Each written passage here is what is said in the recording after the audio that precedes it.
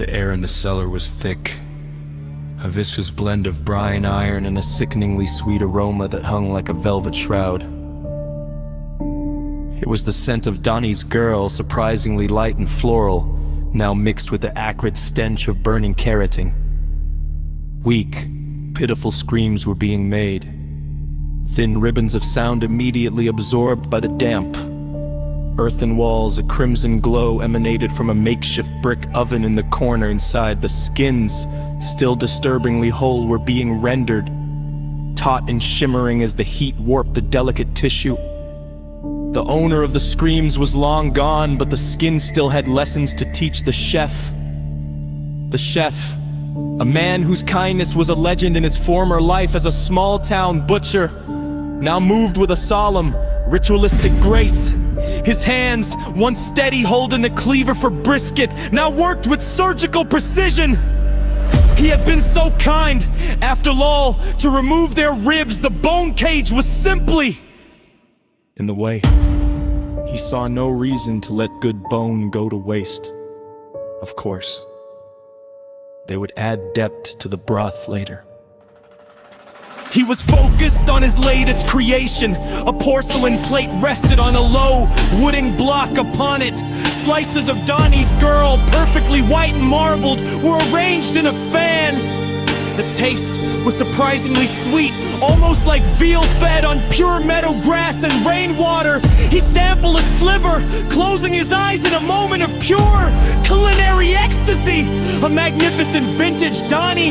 He murmured to the empty space where Donnie used to be. His attention drifted to the corner where the last living ingredient was kept. Junior. Poor Junior, the boy, had started the day with an impressive appetite and a foolish grin. Now, he was a slumped, sobbing mass, his ankles secured by heavy, rusty shackles. Hunger, fear, and a terrifyingly efficient regimen of sedation had pushed him past the brink of sanity. The chef watched, a detached observer, as Junior achieved a perverse milestone in desperation. Head bowed low, the boy was gnawing, he was eating his own feet. Not dainty nibbles, but frantic, tearing bites through skin, tendon, and broken nail. The chef simply sighed, making a mental note. Too much adrenaline in the meat now, it will be tough.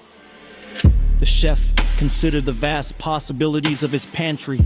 Each person brought a different flavor profile, a unique challenge. His philosophy was one of deep, respectful transformation.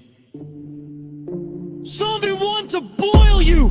The classic approach: slow, sustained heat, drawing out the impurities and tenderizing the tougher cuts. The water would be rich, dark, and oily, a perfect stock base.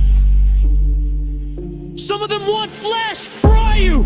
For the quick, desperate types, a fast, violent sizzle and hot fat, yielding a crispy exterior and a still pink, soft center. A moment of intense pain followed by a sharp, shattering relief. Some of them foil you!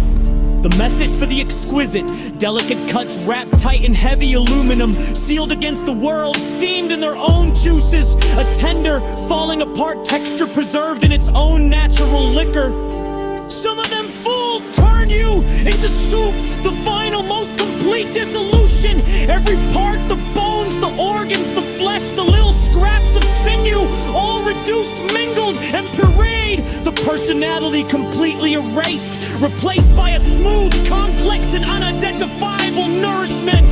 He decided on the soup for Junior. It was the most appropriate end for a boy who had lost his boundaries, who had turned on himself. The chef pulled a long, gleaming knife from his block, its edge polished to a mirror sheen. He approached Junior, his footsteps silent on the cold stone.